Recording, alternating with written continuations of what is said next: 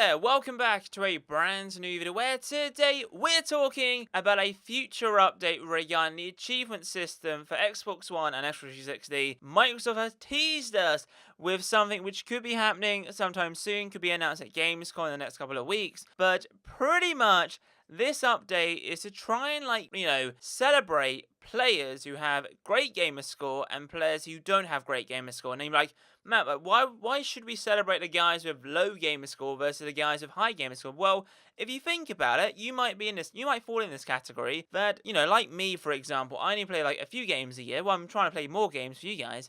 But, back in the day, I'd only play like maybe a few games a year, but I would invest so much time into a game, trying to maybe get like top 1,000 in the world for like leaderboards and so on and so on. But there was no achievements for that. Where there could be one guy who plays a bunch of games, completes a bunch of campaigns, gets all the intel and so on, and hits that 1000 G for every game. You can look at that guy's profile and be like, damn, this guy's got 1000 G. Like, that's amazing. Whereas one guy might have like 50 G.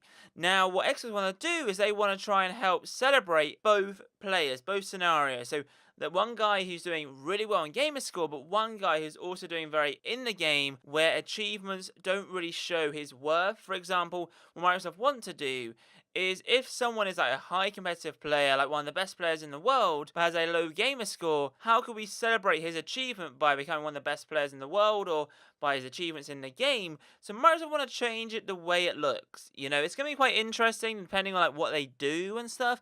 But I think what I want to do is you head over to a person's profile, you'll see their achievements as well as like their in-game stats. So you can say, hang on a sec, this guy's only got 1000 G, but he's played 400 hours in like Modern Warfare 2, and he's had like over 1 million kills. And I think that's what they want to do. They want to show off their top stats for certain games as well as achievements. So therefore, it's not all coming down to how many achievements you have. It could be now down to achievements as well as like your in-game stats. So today's video is talking about this. It might be quite a short video, but it's quite interesting to see what Microsoft want to do. So if you do enjoy today's video, then be sure to leave a massive thumbs up, subscribe if you're new, comment down below your thoughts regarding this, and also make sure you enable notifications so you never miss a single video. But yeah, Microsoft pretty much just want to, help celebrate both type of players. Some people play games and they play like a game and a game and a game and a game, and just when they complete it, get a new one, and they just get so many achievements by playing to so many different games. But then you get one guy who maybe plays 1 or 2 games, but grinds those games so pretty much they play like 50 hours a week on each game to try and be the best in the game, or just try and like rank up to the top, right?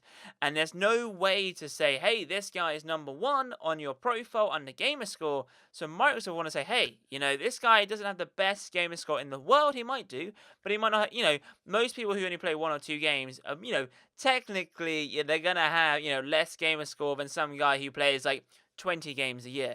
So what they want to do is they want to help celebrate the guys who, have gamer score and do really well with that kind of stuff. But they also want to help celebrate the guys who are like maybe top 100 in the world or the top 1%. And I think it's been pretty interesting. So Mike from Xbox said this. So somebody who only plays multiplayer in Halo 5 at a professional level may only have 2000 gamer score, but you want to be able to celebrate that person. I understand, right? You look at Call of Duty esports or just esports in general, you might be grinding this game day in, day out, and you might be like top 10 in the world, but how could Xbox show off your amazing ability? So yeah, let me know your thoughts down below. This obviously is a teaser at the moment, but they did say they are changing the way achievements work and how they look. So it's definitely going to be interesting, but let me know your thoughts, guys, down below. But if you have enjoyed today's video, then be sure to leave a massive thumbs up, subscribe if you're new, comment down below your thoughts regarding this. Mike also said, I would like to see some integration of time spent or other stats into a more rounded player stat, of which gamer score from achievements could be a component. So pretty much like I mentioned there, you have like stats for how much gamer score this guy has, but also have stats for like in-game stats for like their top 3 games or whatever. I don't know, it's going to be pretty interesting. But anyway, have a wonderful day. See you guys in my next video. Adios, chaps. Boom! She's a diamond.